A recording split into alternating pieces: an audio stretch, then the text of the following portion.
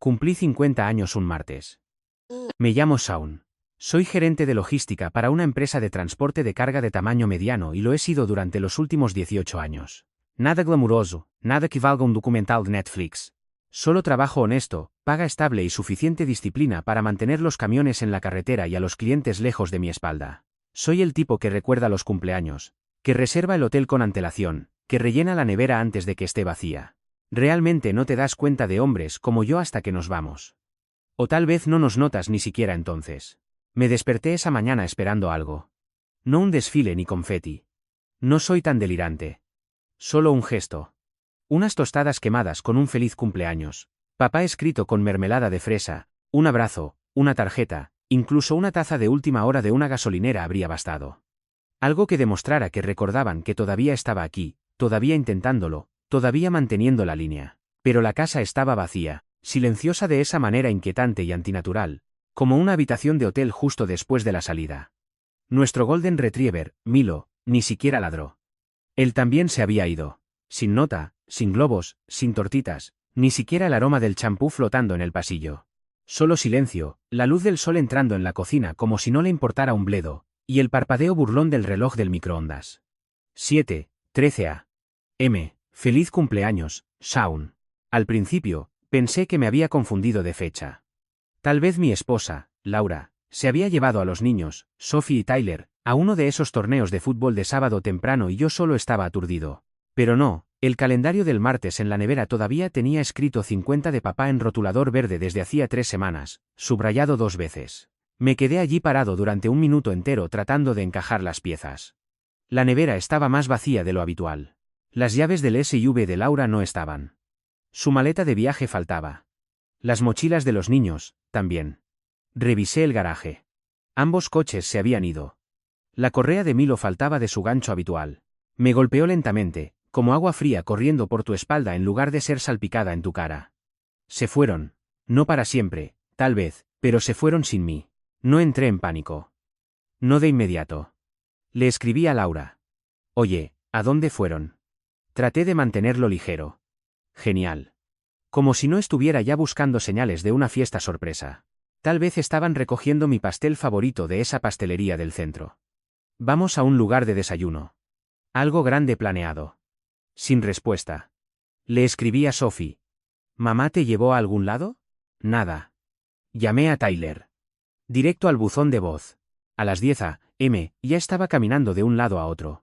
Al mediodía, dejé de mirar por la ventana cada vez que pasaba un coche. Cancelé mi reserva de almuerzo. Cancelé también la de la cena. La que había hecho para los 4 en ese asador al que Laura y yo solíamos ir antes de tener hijos. No quería estar sentado allí explicando al camarero que no, que mi grupo no llegaba tarde, que simplemente no vendrían. Al caer la noche, me rendí. Calenté una lasaña congelada que llevaba 6 meses en el congelador y me serví un vaso de escocés que había estado guardando desde que cumplí 40 años. Sabía a culpa, como hierbas amargas empapadas en arrepentimiento. Comí solo en el porche trasero. A las 9:41 p.m., recibí un mensaje de Sophie. Feliz cumple, por cierto. Además, ¿puedes ayudarme con el pago del coche? Mamá dijo que podrías. Sin puntuación, sin disculpas, solo una petición. Como si yo fuera el cajero automático de la familia. No el hombre que había pagado silenciosamente su primer semestre de universidad cuando su beca no cubrió todo. No el hombre que aguantó 6 horas de teatro de secundaria porque ella interpretaba a la persona del pueblo número 4 y olvidó la mitad de sus líneas. ¿Solo puedes ayudar? Eso era lo que yo era para ella ahora. Ni siquiera merecía la mayúscula en el tú. Me quedé mirando ese mensaje durante mucho tiempo. Pensé en la vez que Sophie lloró porque olvidé comprar el glaseado azul en lugar del verde. Pensé en el cumpleaños 40 de Laura, cuando alquilé ese Airbnb con la chimenea y la estúpida bañera antigua que le encantaba. Pensé en todas las mañanas que me desperté temprano para que todos los demás pudieran dormir hasta tarde. Y ahora, en mi día, me despertaba en una casa sin notas y con un mensaje pidiendo dinero. Escribí una palabra de respuesta. No. Sin explicación. Sin exclamación, solo un punto al final, como una puerta cerrándose silenciosamente. Luego me levanté, entró y abrí mi aplicación bancaria. Me quedé mirando nuestra cuenta conjunta. Todos estos años, la mantuvimos unida. Una sola olla, un fondo compartido. Siempre creí en la transparencia y la confianza. Pero ahora, la confianza se sentía como un chiste, como algo a lo que yo había estado jugando solo. Transferí todo, hasta el último dólar, de la cuenta conjunta a mis ahorros personales. Una cuenta que nunca tocaba, que nunca mencionaba. Ni siquiera estaba oculta, era solo olvidada hasta ahora. Solo me sentí despierto, como si hubiera estado caminando dormido por mi propia vida y de repente alguien encendiera las luces. Pasaron 2 días, sin llamadas, sin regreso a casa, sin un lo siento, tuvimos que irnos temprano o se suponía que era una sorpresa. Nada. Solo silencio de radio de las personas a las que pensaba que les importaba. Hasta el viernes por la mañana a las 7:42 a.m., estaba en la cocina sirviéndome café cuando escuché los golpes. 3 golpes secos en la puerta. Abrí y encontré a 2 oficiales de policía parados allí. Uno de ellos preguntó: «Señor, ¿es usted Shaun?» Asentí, con el corazón empezando a latir con fuerza. Recibimos un reporte de persona desaparecida. Su esposa e hijos dijeron que usted desapareció. ¿Se encuentra bien? Y así, el silencio de mi cumpleaños explotó en caos. Pero eso ni siquiera fue lo que me dolió. Lo que me dolió fue lo que dijeron a continuación. Y ahí fue donde todo empezó a desmoronarse. El oficial más joven fue el primero en hablar. Su esposa presentó un informe de persona desaparecida. Dijo que usted se fue angustiado, que podría haberse hecho daño. Parpadeé. ¿Qué? Ella dijo que usted no volvió a casa por 2 noches. Que vació sus cuentas. Envió un mensaje extraño a su hija y no ha contestado a su teléfono. Solté una risa amarga. No he contestado porque nadie llamó. No me he ido. He estado aquí todo el tiempo, en casa, en mi propia casa, solo. El oficial mayor entrecerró los ojos. ¿Entonces no está en peligro? Solo de que me den por sentado completamente. Pidieron entrar, así que les dejé pasar. Les mostré el video de la cámara de seguridad de la aplicación del timbre. Sin actividad, excepto un par de paquetes de Amazon. Les mostré los mensajes, la transferencia bancaria, mi identificación, mi taza de café de el papá más o menos bueno del mundo. Cada detalle gritaba normalidad, excepto la parte en la que mi propia familia fingió que me había desvanecido en el aire. Los policías intercambiaron una mirada. Uno de ellos se aclaró la garganta. Lamento preguntar, ¿pero ha habido algún historial de conflicto en casa? Me encogí de hombros. No del tipo de los gritos, solo años de erosión silenciosa. ¿Sabe a qué me refiero? No respondieron. Solo asintieron, tomaron algunas notas y se fueron después de pedirme que llamara a Laura y le hiciera saber que estaba bien. Les dije que lo pensaría. No lo hice. Lo que hice en su lugar fue abrir una lata fría de ginger ale, sentarme en el sofá y mirar la televisión sin encenderla. Ese fue el día en que algo se agrietó. No se rompió. Se agrietó silenciosamente como un lago helado bajo presión. Verán, si esto hubiera sido solo por un cumpleaños olvidado, podría haberlo pasado por alto, achacarlo a un mal momento, a una falta de comunicación, a un golpe de mala suerte. Pero me denunciaron como desaparecido, como si yo fuera el inestable, como si me hubiera adentrado en el bosque descalzo, murmurando para mis adentros. Y no porque estuvieran preocupados, tampoco. No, esto era por el dinero. Podía verlo tan claro como el día ahora. El informe de desaparición era un seguro, un rastro de papel, una trampa. Tal vez pensaron que yo había tenido algún tipo de colapso y tendrían derecho a acceder a los fondos si yo era legalmente incapaz. Tal vez estaban tratando de congelar mis cuentas. Tal vez Laura ya estaba hablando con un abogado. Y el mensaje de Sophie, una prueba, un anzuelo. El hecho de que dijera que no probablemente les sobresaltó más que nada porque nunca decía que no. Ni a Laura, ni a Sophie, ni a Tyler, yo era el confiable. El felpudo con un sueldo estable. Nunca lo había cuestionado antes, pero ahora todo se veía diferente. Esa tarde subí las escaleras y abrí el cajón superior de mi viejo escritorio de roble, el que Laura siempre llamaba el centro del desorden. No lo había revisado realmente en años. Pero al fondo, bajo algunas garantías vencidas y viejas tarjetas de cumpleaños, encontré lo que buscaba. La escritura de la casa a mi nombre, único propietario. Verán, Laura y yo compramos este lugar cuando estábamos empezando. Yo era el que tenía un crédito decente y ahorros. Ella acababa de salir de la escuela de posgrado con deudas. Siempre hablamos de poner su nombre en la escritura, pero nunca lo hicimos. No por malicia, solo porque la vida se volvió ajetreada. Ella confiaba en mí. Yo confiaba en ella. O eso pensaba. El siguiente cajón contenía una carpeta etiquetada Planificación Patrimonial. Dentro, el fideicomiso que había establecido después de que mi padre falleciera, 2 propiedades de alquiler que me había dejado, una cuenta de corretaje que apenas había tocado. Los niños figuraban como beneficiarios contingentes, pero todo lo demás estaba a mi nombre. Laura nunca había mostrado mucho interés en los detalles. Supongo que era más fácil asumir que yo siempre estaría cerca para mantener las luces encendidas. A la mañana siguiente, sábado, finalmente regresaron.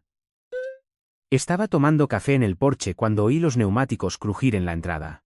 Laura salió primero, con gafas de sol, luciendo agotada, pero ni de lejos tan alterada como debería estar alguien después de reportar a su marido como desaparecido. Sophie iba detrás, con los auriculares puestos, desplazándose en su teléfono. Tyler fue el último en salir, mirándome con esa media sonrisa incómoda que usan los adolescentes cuando no saben de qué lado estar. No me moví, no saludé, solo bebí mi café. Laura se acercó a mí con esa calma practicada que solía usar con los niños cuando eran pequeños. Shaun, tenemos que hablar. Señalé las sillas a mi lado. Adelante. Ella se sentó, cruzó las piernas. Sophie se quedó junto al coche, fingiendo no escuchar. Tyler merodeaba cerca de los escalones del porche. No sabía cómo llegar a ti, dijo Laura. ¿Has estado tan distante últimamente? ¿Distante? Repetí. Porque no respondía a un mensaje. Después de ser ignorado en mi cumpleaños. Ella suspiró. No queríamos que ocurriera así.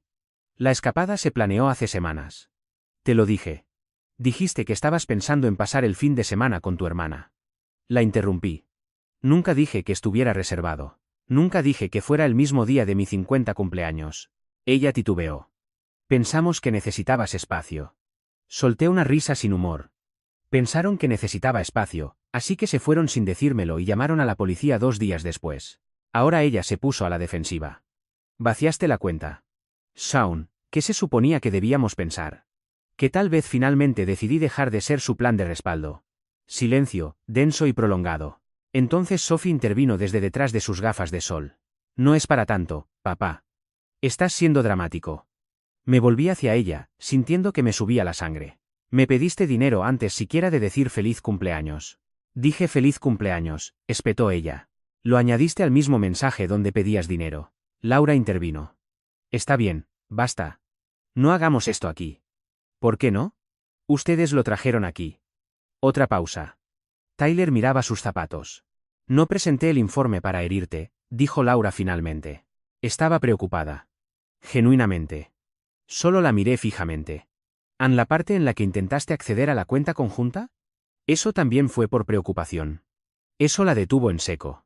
¿Olvidaste que todavía recibo notificaciones? Dije en voz baja. Su mandíbula se tensó, y entonces llegó. La primera grieta en su compostura perfecta. Necesitaba pagar la cabaña. Shaun, ¿tú desapareciendo así? No sabía si ibas a volver. Nunca me fui. Emocionalmente, lo hiciste, dijo ella bruscamente. Y ahí estaba. El viaje de culpa emocional, el giro narrativo. De repente, yo era el problema. De repente, mi reacción a ser abandonado, ignorado y utilizado era el problema. Pero no iba a caer en eso esta vez, Laura, dije con calma.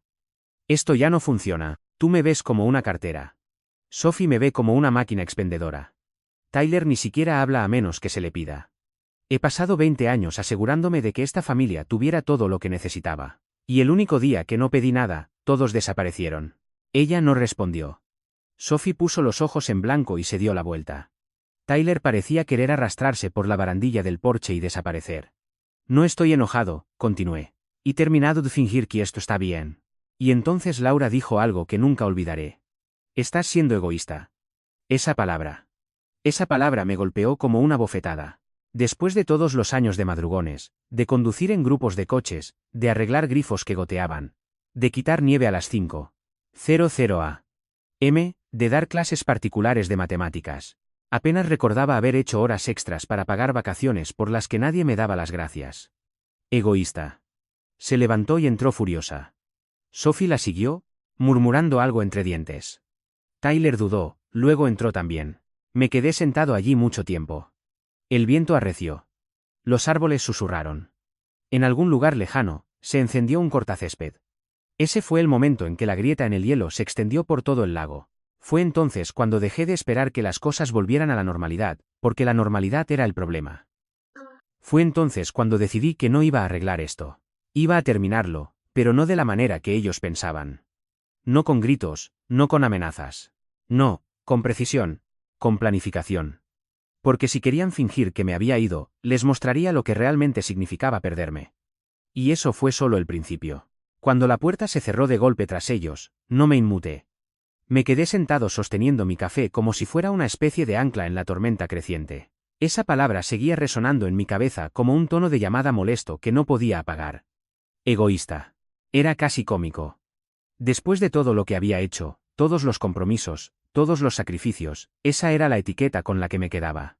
Era el tipo de acusación que esperas de alguien que no tiene idea de lo que te costó mantenerlos calientes, alimentados y seguros durante décadas. O tal vez lo sabían y simplemente no les importaba. Esa noche dormí en la habitación de invitados, no por despecho, sino por instinto. Algo en mí había cambiado. No quería estar cerca de ella. No quería oler su perfume en la almohada ni oír el sonido de ella poniendo su teléfono en el cargador como si fuera una noche cualquiera. No lo era. Me desperté a las 4:47 a.m., sin alarma, solo mi cuerpo programado por años de rutina. Me levanté, me duché, me vestí y salí por la puerta antes de que nadie más se moviera. No dejé nota, no me despedí, dejé que se preguntaran. Conduje hasta que la ciudad quedó atrás y el aire se sintió diferente. Terminé en un restaurante de carretera en la Ruta 12. Uno de esos lugares donde las camareras te llaman cielo y el café siempre está un poco quemado pero nunca vacío. La camarera, Marlene según su placa, me miró como si hubiera visto 100 versiones de mí antes. «¿Mala noche?», preguntó mientras servía. «Mala década». Ella se rió entre dientes y llenó la taza. «¿Quieres el especial de Siento que estás vivo? Desayuno Edo. ¿Oile Edo? ¿De credo? De lamedo. De ledo. El primero viene con tostadas. El segundo con pastel». «Dame las tostadas», dije. «No estoy listo para el pastel todavía». Ella asintió como si comprendiera. Me quedé allí durante horas viendo pasar los camiones, escuchando el zumbido de la cocina. Pensando. Al mediodía había tomado una decisión. Llamé al trabajo y me tomé un día personal, el primero en más de un año. Luego conduje a casa, aparqué fuera y me quedé sentado en el coche. No quería volver a entrar. Esa casa, antes llena de risas y proyectos escolares y tortitas los domingos por la mañana, ahora se sentía como territorio enemigo, pero tenía que entrar eventualmente. Laura estaba en la cocina desplazándose en su teléfono con una taza en la mano. Levantó la vista cuando entré. «¿Dónde estabas?», preguntó. Necesitaba aire. Estábamos preocupados. No, no lo estaban. Solo no querían perder el control. Ella abrió la boca, pero levanté una mano. «No. Ahora no». Y entonces subí. Agarré una bolsa de deporte y la llené con lo justo para salir adelante. Algo de ropa, mis artículos de aseo, mi portátil, unos pocos libros. Dejé la foto de la boda en la mesita de noche. Ni siquiera la miré. Tyler me vio en las escaleras. «¿A dónde vas?». Hice una pausa. «A algún lugar donde pueda pensar». Él asintió pero no preguntó más. Ese chico tenía más inteligencia emocional en su silencio que el resto de ellos en sus palabras. Me registré en un hotel modesto a unos 20 minutos. Nada lujoso, solo tranquilo, limpio, neutral. La cama era demasiado blanda y la presión del agua no era muy buena. Pero dormí como un hombre que no había descansado en años. Las siguientes semanas fueron la mezcla más extraña de dolor y alivio que he sentido jamás. Dolor por la vida que creía tener. Alivio porque ya no tenía que fingir que estaba funcionando. No los abandoné por completo. Me mantuve en contacto brevemente, de forma profesional. Laura me escribió para preguntar por la hipoteca. Le dije que se seguía pagando. Sophie me envió un pasivo agresivo «espero que estés bien» seguido de otra solicitud de $300 solo hasta el viernes. La ignoré. Tyler llamó una vez. Hablamos durante 5 minutos, principalmente silencio, pero significó más que cualquier cosa que dijeran los demás. El trabajo se convirtió en mi santuario. Me lancé a proyectos que había estado posponiendo. Me reconecté con antiguos colegas. Incluso empecé a mentorizar a un nuevo empleado llamado Marcus que me recordaba a una versión más joven y optimista de mí mismo. Hacía muchas preguntas. No me importaba. Por una vez, alguien realmente quería escuchar lo que yo tenía que decir. Un viernes, aproximadamente un mes después de irme, mi jefe me llamó a su oficina. «He oído que te has estado quedando hasta tarde», dijo. «¿Todo bien?». Le di un encogimiento de hombros sin compromiso. Me estudió por un momento. «Se va a abrir un puesto de director regional en 3 meses. Tendrías que mudarte, pero es un gran paso adelante». Esa fue la primera vez en mucho tiempo que sentí algo parpadear en mi pecho. Posibilidad. Le dije que lo pensaría. Fuera del trabajo, empecé a reconstruir la versión de mí mismo que había dejado en un estante durante los últimos 20 años. Me apunté a un gimnasio, no porque quisiera abdominales, tengo 50. No soy delirante, sino porque quería sentirme fuerte otra vez. Empecé a escribir un diario por las noches. Nada sofisticado, solo pensamientos, preguntas, fragmentos de claridad como este. Tal vez ser necesitado no es lo mismo que ser amado.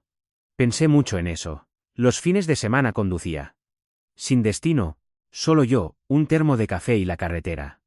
Encontré este pequeño lago a unos 40 minutos, escondido tras unos árboles, completamente sin señalizar. Empecé a llevar una silla plegable y un libro. A veces me quedaba sentado allí escuchando el agua.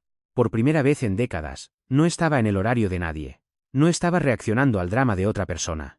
Un sábado me encontré de nuevo con Marlene, la camarera del restaurante. Recordó mi pedido, terminamos hablando durante más de una hora. Pareces más ligero, dijo. Creo que finalmente exhalé. Ella sonrió. Ya era hora. En el hotel, el personal empezó a saludarme por mi nombre, no como a un huésped, sino como a un cliente habitual. Era raro, pero extrañamente reconfortante, como si estuviera formando lentamente una nueva versión de hogar, ladrillo a ladrillo, en silencio. Entonces llegó el golpe de gracia. Una noche, mientras revisaba correos antiguos, tropecé con un PDF que Laura me había reenviado el año pasado. Papeleo de un fideicomiso familiar que no había mirado de cerca. Lo abrí y casi me atraganto. Ella había cambiado el contacto de emergencia a su hermano sin decírmelo. Esa no fue la parte que me dolió. La parte que sí me dolió fue que lo había incluido como asesor financiero en algunas de nuestras inversiones conjuntas. Y yo no me había dado cuenta. Indagué más, revisé la unidad compartida de Google Drive que usábamos, encontré carpetas que nunca había visto. Una marcada planificación de verano. Dentro había notas entre Laura y Sophie, planes para renovar la cocina, hacer un viaje a Italia, incluso alquilar un nuevo SUV, todo bajo el supuesto de que yo lo financiaría. Incluso había una hoja de cálculo con mi nombre en el encabezado. Presupuesto de papá 2025. Ninguna mención a consultarme, ninguna mención a incluirme, solo líneas con signos de dólar y el derecho casual de personas que creen que el cajero automático nunca se agota. Ahí fue cuando volvió la rabia. No caliente y salvaje, sino fría y enfocada como un bisturí. Me di cuenta de que no solo me habían excluido emocionalmente. Me habían ido eliminando lenta y sistemáticamente. Habían construido toda una vida paralela con mi dinero y nada de mi opinión. Y yo lo había permitido porque pensaba que eso era lo que significaba ser un buen marido, un buen padre, proveer, absorber, aguantar. Ya no más. Esa noche hice una lista, no de venganza, sino de claridad. Cosas que ya no haría. No financiaría a personas que no me respetaran. No regresaría a una casa que se sentía más como un contrato que como un hogar. No respondería a mensajes que solo vinieran con signos de dólar adjuntos. No me disculparía por alejarme de una vida que me asfixiaba en silencio. Y luego hice una segunda lista. Cosas que haría: aceptar el ascenso. Mudarme. Cambiar la escritura y los documentos del fideicomiso. Escribir un testamento. Uno real. No el que Laura conocía. Empezar de nuevo. No sabía exactamente cómo todavía, pero sabía que pronto. Porque mientras ellas planeaban su viaje a Italia con mi dinero, yo planeaba algo completamente distinto, y nunca lo verían venir. El domingo después de terminar esas dos listas, volví al lago. Esta vez no llevé un libro. Llevé un bolígrafo y un cuaderno, de esos gruesos con tapa de cuero negro y hojas de rayas. Abrí la primera página limpia y escribí una palabra arriba. Preparación. No venganza, no despecho, solo preparación, un reposicionamiento, un reinicio silencioso. No porque quisiera destruirlos. Ese nunca fue el plan. No quería llamas ni explosiones. Quería claridad, control, verdad y una salida limpia. Porque cuanto más lo pensaba, más me daba cuenta de que esto no se trataba de vengarse. Se trataba de liberarse. El primer paso era la casa. Técnicamente, era mía. Legal y totalmente. Mi nombre estaba en la escritura y el de Laura no. Ella nunca presionó para cambiar eso, y yo nunca pensé que lo necesitaría. Hasta que me di cuenta de qué tipo de poder me otorgaba. Llamé a una abogada inmobiliaria, alguien con quien había trabajado hace años durante el caso de la herencia de mi padre. Su nombre era Clarice y me recordó de inmediato. Señor Boyd, ha pasado tiempo, demasiado. Le dije, tengo una pregunta sobre la casa. Me explicó mis opciones, y lo que aprendí fue revelador. Como la escritura está únicamente a su nombre, dijo Clarice, usted puede alquilar, vender o transferir la propiedad sin necesidad del consentimiento del cónyuge. Si hay una hipoteca, el prestamista puede requerir ciertos pasos, pero como propietario de registro, usted tiene las cartas. Dejé que eso se asentara. ¿Si quisiera pasar las cosas a un fideicomiso? Mejor aún, dijo ella. Si establece un fideicomiso y transfiere la propiedad a este, obtiene una capa extra de protección. Solo tenga en cuenta que, dependiendo de su estado, cualquier cambio en la residencia o el estado civil podría complicar las cosas más adelante. Perfecto, dije. Al final de la llamada, programé una cita de seguimiento para redactar un nuevo fideicomiso en vida. Uno que no incluyera a Laura, Sophie o Tyler. No por castigo, sino porque necesitaba trazar la línea entre nosotros y yo. Primer paso, en marcha. El segundo paso era el trabajo. Le dije a mi jefe que aceptaría el ascenso. ¿Estás seguro?, preguntó. Es un gran cambio. Nueva ciudad, nuevo personal. Estoy seguro, dije. Ya no tengo nada que me ate aquí. Él asintió. Lo harás genial. El nuevo cargo empezaba en 2 meses. Eso me daba una pista de despegue. No solo un plan, sino una forma de desaparecer limpiamente. Sin fuegos artificiales, sin escenas desordenadas, solo un acto de desaparición. Lo mantuve en silencio. No se lo dije a Laura. Ni siquiera a mis hijos. Por lo que ellos sabían, todavía estaba tratando de resolver las cosas, viviendo en un hotel, interpretando el papel del marido perdido, el padre confundido. Que se lo creyeran. Esa ilusión me dio el respiro que necesitaba. Paso 3. Finanzas. Esta fue la parte delicada. Laura todavía tenía acceso a algunas cuentas conjuntas, principalmente las que usábamos para los gastos del hogar. No quería activar alarmas congelándolas o vaciándolas todas de golpe. Eso sería demasiado obvio, demasiado sospechoso. Así que, en su lugar, lo hice lentamente, con paciencia. Semana tras semana, redirigí los depósitos automáticos a nuevas cuentas. Moví pequeños trozos de ahorros.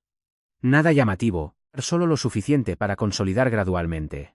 Cerré tarjetas viejas, abrí nuevas, cambié contraseñas, modifiqué los beneficiarios de los seguros, todo legal, todo transparente. No estaba ocultando nada. Estaba protegiendo todo de personas que claramente pensaban que yo les debía acceso por defecto. Un día, entré en nuestra unidad de la nube familiar y descargué cada documento que Laura había subido. Registros de impuestos, títulos de coches, recibos, certificados de nacimiento. Hice copias, las guardé en una memoria USB y la escondí en el fondo de mi maleta. El rastro digital estaba limpio, la copia de seguridad segura, todo lo que Laura pensaba que controlaba. Ahora yo tenía un espejo completo. Paso 4. Aliados. Esto fue inesperado. Una tarde me encontré con Tyler en el supermercado. Pareció sorprendido de verme. ¿Todavía estás en la ciudad?, preguntó con voz baja. Por ahora, él dudó, luego dijo, ¿podemos hablar? Caminamos hacia un banco cercano fuera de la tienda. Se quedó mirando sus zapatos durante mucho tiempo antes de hablar. Mamá le dijo a todo el mundo que nos abandonaste, dijo. Dijo que estabas teniendo un colapso, que ya no nos querías. Lo miré. ¿Tú te crees eso? Sacudió la cabeza. No después de que viniera la policía. No después de ver la forma en que ella hablaba de eso, como si fuera un chiste. Mi corazón se apretó. Nunca quise herirte. Lo sé, dijo. Por eso te cuento algo. Sacó su teléfono y me mostró capturas de pantalla. Mensajes entre Laura y su hermano, conversaciones sobre planes de contingencia, reasignación de activos y acceso total para junio. Se me revolvió el estómago. ¿Conseguiste esto? ¿Cómo?, pregunté. Usé el iPad viejo, dijo Tyler. Todavía se sincroniza con su teléfono. Nunca lo desvinculó. No podía creerlo. O tal vez sí. He estado leyendo cosas durante semanas, añadió. Creen que vas a ceder, que volverás, pedirás perdón y simplemente se lo entregarás todo. Cerré los ojos. No, esta vez no. Tyler levantó la vista. ¿Puedo irme contigo? La pregunta me golpeó como una ola. No me esperaba eso. No de él, no me voy lejos, dije suavemente. ¿Pero por qué? Porque tú escuchas, dijo. Porque no finges. Asentí. Encontraremos la forma. Y así, tenía un aliado. No solo en el plan, sino en la familia que pensaba que había perdido por completo. Paso 5. El empujón final. Una vez finalizado el fideicomiso y completado el papeleo inmobiliario, hice el movimiento de poder más silencioso de todos. Puse la casa en venta. No puse un cartel en el jardín. No usé una agencia tradicional. Utilicé un corredor de bienes raíces privado, alguien especializado en transacciones fuera del mercado para individuos de alto patrimonio. Todo fue confidencial. El corredor conocía a un comprador, un promotor que buscaba casas familiares en barrios establecidos. Le di aviso a Laura por correo electrónico de que la casa se iba a vender. Adjunté un aviso formal de 60 días de intención de desalojo. Cité la escritura, la propiedad exclusiva y el derecho legal a la transferencia. Le di una fecha clara de mudanza. Esperaba una explosión. Lo que recibí fue silencio. Durante 5 días, nada. Luego llegó el correo. Shaun, ¿hablas en serio? Estás vendiendo nuestra casa sin siquiera hablar conmigo. Los niños crecieron aquí. ¿Qué te ha pasado? Laura. No respondí porque, ¿qué me había pasado? Me había despertado finalmente, y el siguiente correo que recibió fue de mi abogada, Clarice. Formal, frío, legal. Paso 6. La revelación. Esto no iba a ser ruidoso. Nada de escenas públicas, ni cenas familiares con discursos dramáticos, solo acciones. Un lento desmoronamiento de la ilusión que todos habían construido. Aquella en la que yo era un proveedor pasivo, una función sin rostro. Llegó la fecha de la mudanza. No los ayudé a empacar. No ofrecí un camión. Solo envié un último mensaje al grupo de chat familiar. La casa se cierra el viernes. Servicios cortados a las 6:00 p.m. Por favor, hagan sus arreglos. Sophie envió 3 mensajes seguidos. El primero fue de incredulidad. El segundo de indignación. El tercero una petición de dinero de último minuto solo para pagar la gasolina. No respondí. Tyler me escribió directamente. Se están volviendo locas. Me quedaré en casa del tío Jared por ahora. Solo dime cuando estés listo. Sonreí ante eso porque estaba cerca. Muy cerca. Solo un último hilo del que tirar. Un último nudo que apretar y entonces entenderían. No desaparecí. Simplemente dejé de cargar con el peso de todos los demás. Y ellos nunca aprendieron a valerse por sí mismos. Pero la pieza final, la que los dejaría sin palabras, estaba por llegar, porque cuando el polvo se asentara, se darían cuenta de que no solo habían perdido una casa, habían perdido su red de seguridad, su plan B, su apoyo. Y para cuando volvieran a contactar, no con disculpas, sino con desesperación, yo ya me habría ido. La pieza final encajó en su sitio un jueves por la mañana tranquilo, de esos que huelen a lluvia y viejas decisiones. Estaba de pie en el nuevo apartamento que había alquilado a mi nombre en la ciudad vecina. 2 dormitorios, ladrillo visto, unidad de esquina en el último piso. Nada extravagante, pero era mío. Sin velas aromáticas que yo no hubiera elegido. Sin cojines con bordados pasivo-agresivos. Solo espacio limpio y el silencio que yo elegí. Estaba tomando café solo. Mirando por la ventana el horizonte, cuando entró el correo electrónico. Asunto, documentos finales de cierre. Era de Clarice. Adjuntas estaban las firmas finales del comprador, la transferencia de título, la confirmación de la transferencia bancaria. Estaba hecho. La casa ya no era mía, lo que significaba que ya no era de ellas tampoco. Respiré hondo y cerré el portátil. Ese capítulo había terminado. Las consecuencias llegaron más rápido de lo que esperaba. La primera ola golpeó 2 días después. Empezó con un mensaje de Sophie. ¿Qué demonios, papá? ¿Vendiste la casa? ¿A dónde se supone que vamos? No respondí. 2 horas más tarde, otro. Esto es una locura. Tienes que arreglar esto. Mamá está perdiendo los papeles. Y entonces, como un reloj, Laura llamó. Dejé que sonara. Buzón de voz. Unos minutos después, mi bandeja de entrada se iluminó con un mensaje largo de varios párrafos. No puedo creer lo que has hecho. Esto es más que egoísta. Nos has dejado sin hogar. Teníamos planes. El semestre de Sophie empieza pronto. Tyler no tiene a dónde ir. ¿Cómo has podido desaparecer así? Este no es el hombre con el que me casé. Solías ser confiable, responsable, un proveedor. Lo has destruido todo. Me voy a reunir con un abogado. Tendrás noticias mías. Ni siquiera parpadeé. En su lugar, reenvié el correo a Clarice. 5 minutos después, ella respondió. Ya lo tenemos preparado. Que lo intente. Laura lo intentó. Buscó un abogado. Envió una carta a través de su representante alegando angustia emocional, abandono matrimonial y venta indebida de propiedad compartida. Exigieron la anulación de la transacción y una pensión compensatoria total, a pesar de que nunca habíamos fusionado legalmente los activos más allá de las cuentas que yo ya había vaciado. Clarice redactó la respuesta perfecta. Cada documento, cada transferencia, cada sello de tiempo, todo legal, todo documentado.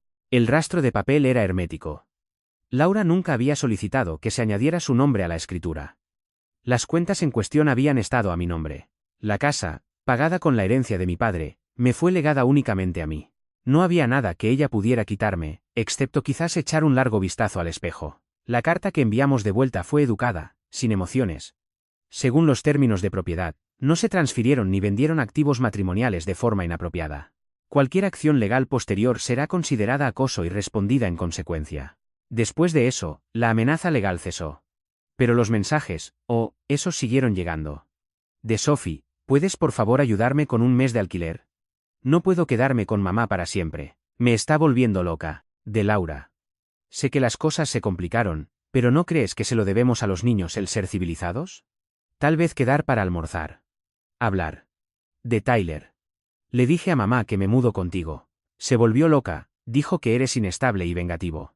Le dije que se mirara al espejo. Tyler se mudó la semana siguiente. Trajo una sola maleta y una mochila. No hablamos mucho esa primera noche. Solo pedimos pizza y vimos Matrix. Cuando rodaron los créditos finales, me miró y dijo, gracias por elegirte a ti mismo, papá. Esa frase dolió más que cualquier argumento en un tribunal. A medida que las semanas se convertían en meses, empecé a sentarme en mi nueva vida.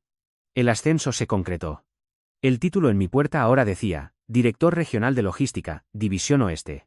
La oficina era elegante, el personal agudo, el horario flexible. Contraté a Marcus, el tipo al que había estado mentorizando, como mi segundo al mando. Manejaba el caos con ese entusiasmo de ojos abiertos que yo solía tener a los 30. En mis descansos para almorzar, caminaba por los parques de la ciudad. A veces llevaba mi diario. A veces solo miraba a la gente pasar preguntándome cuántos de ellos caminaban dormidos por vidas que no habían elegido. Yo no. Ya no. Una tarde, mientras revisaba el correo, encontré un sobre de color crema encajado entre los folletos y las facturas. Sin remitente, dentro había una carta escrita a mano. Papá, he estado pensando. Al principio estaba enfadada, no solo contigo, sino con todo. Pensaba que merecía más dinero, ayuda, atención. Pero tenías razón. Te daba por sentado. Recuerdo todos los viajes a los entrenamientos, todas las noches de estudio, las fiestas de cumpleaños que planeabas. No creo que realmente te viera. No hasta que te fuiste. Lo siento. No espero nada de ti. Solo quería decirlo. Gracias por todo, Sophie. La leí 2 veces, la doblé con cuidado y la deslicé en el cajón junto a mi diario. No respondí de inmediato. Dejé que el silencio hablara por una vez. En cuanto a Laura, lo último que supe es que se mudó a la casa de invitados de su hermana. Intentó solicitar un préstamo de refinanciación, probablemente para comprar un lugar propio, pero con ingresos limitados y un crédito inestable, no llegó lejos. Lo sé porque una amiga común nuestra, Amanda, todavía trabajaba en la sucursal del banco local y me lo contó discretamente. Vino furiosa. Dijo que había saboteado su futuro. No dije nada, pero pensé. Finalmente dejé de pagar por tus errores. Eso fue todo lo que necesité escuchar. Tyler se matriculó en el colegio comunitario cercano. Consiguió un trabajo a tiempo parcial en una librería del centro. A veces hablábamos hasta tarde sobre la vida, sobre la confianza, sobre el tipo de hombre que quería ser. Hacía preguntas que nunca esperé. Profundas, honestas. Una noche dijo, ¿crees que la gente realmente cambia? Lo miré y le dije. Solo cuando perder algo finalmente duele más que mantenerlo. Él asintió. Creo que mamá todavía le echa la culpa a todo el mundo menos a ella misma. Hay personas que nunca dejan de hacerse las víctimas, dije, incluso cuando son ellas las que sostienen el cuchillo. No hubo una escena dramática en un tribunal, ni un video viral, ni una publicación en Facebook con 1000 compartidos. Solo el desmoronamiento silencioso y metódico del derecho cuando ya no tiene un anfitrión del que alimentarse. Y yo, no solo me alejé de ellos. Caminé hacia algo más, algo mejor. Paz, claridad y, por primera vez en décadas, respeto propio. No obtuve venganza en forma de combates de gritos o humillación social. La obtuve retirándome de un sistema que esperaba que yo me quemara para que ellos pudieran estar calientes. Dejé de ser el héroe de la historia de otro y me convertí en el autor de la mía. Un año exacto después de mi 50 cumpleaños, me desperté en mi nuevo apartamento. Sin globos, sin pastel, sin ruido, solo un golpe suave en la puerta. Era Tyler sosteniendo un portavasos con 2 cafés y una bolsa de sándwiches de desayuno calientes. Me entregó uno y dijo, «Feliz cumpleaños, viejo». Me reí. «Gracias, chico». Nos sentamos en el balcón, comiendo en un silencio cómodo. El cielo era de un tono suave de azul grisáceo. Y por primera vez en mi vida, no sentí peso sobre mis hombros, ni actuación, ni marcador invisible, solo yo. Vivo, libre y finalmente completo. Porque a veces la mayor venganza no es lo que les quitas. Es lo que recuperas de ti mismo.